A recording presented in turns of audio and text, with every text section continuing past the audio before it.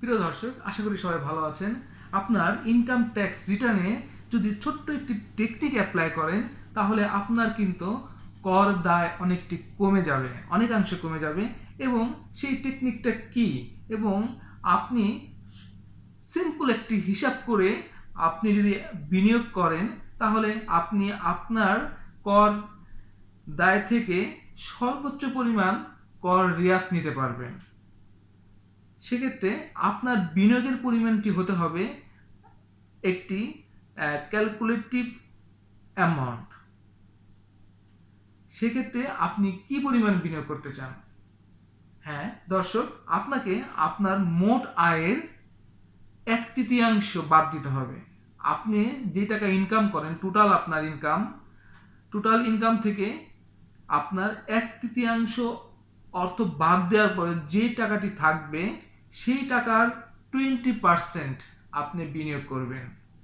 20%-এর যে পরিমাণ টাকা হয়, এর চেয়ে যদি বেশি বিনিয়োগ করেন, তাহলে আপনার অতিরিক্ত বিনিয়োগ হবে।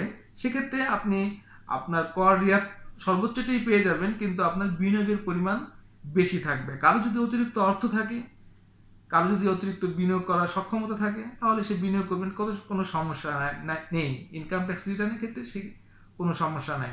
কিন্তু কারো যদি ফান্ড ক্রাইসিস থাকে এবং সে তার বিনিয়োগ করার পর্যাপ্ত টাকা নেই, কিন্তু সে সর্বোচ্চ কর রিয়াত নিতে যাচ্ছে, তার জন্য কিন্তু তার মোট আয়ের থেকে 1/3 বাদ দেওয়ার পর যে টাকা থাকবে নিট আয়, সেই নিট আয়ের 20% বিনিয়োগ করলে সে সর্বোচ্চ কর রিয়াত পাবে।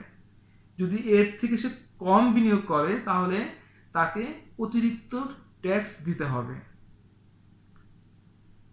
মূলত আয়কর আইন 2023-এর 78 নম্বর সেকশনে বলা আছে, কার মোট আয় থেকে 1/3 বাদ দিলে, অর্থাৎ কর অব্যাহতি পাওয়ার পর মোট আয়ের 0.03% অথবা কোনো ব্যক্তির মোট বিনিয়োগের 15% অথবা 10 লক্ষ টাকা, এই তিনটির মধ্যে যেটি কম, সেই পরিমাণ অর্থ সে কর রিয়াত হিসেবে পাবে।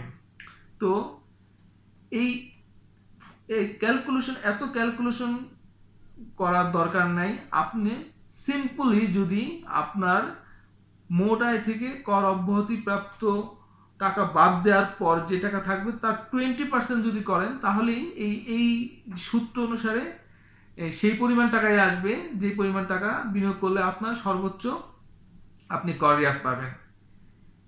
এবং আপনার এই বিনিয়োগে করবেন এই কোন কোন খাতে বিনিয়োগ করলে আপনার এই গভর্নমেন্ট কি ট্যাক্স অথরিটি আপনাকে এই কর রিয়াত সুবিধাটা দিবে।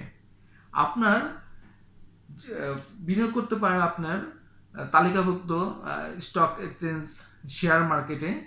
আপনি শেয়ার মার্কেটের যে কোনো শেয়ার কিনতে পারেন, আপনি বন্ড কিনতে পারেন, আপনি মিউচুয়াল ফান্ড কিনতে পারেন।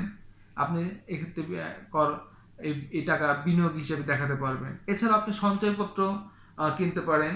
আপনি প্রত্যেক মাসে যদি 10,000 টাকার কোনো ডিপিএস থাকে, কি এর চেয়ে কম থাকলেও আপনি সেটি আপনার বিনিয়োগ হিসেবে দেখাতে পারবেন, কিন্তু সর্বোচ্চ 10,000 টাকা করে আপনার বছরে 1,20,000 টাকা পর্যন্ত আপনার ডিপিএস এ বিনিয়োগ হিসেবে দেখাতে পারবেন।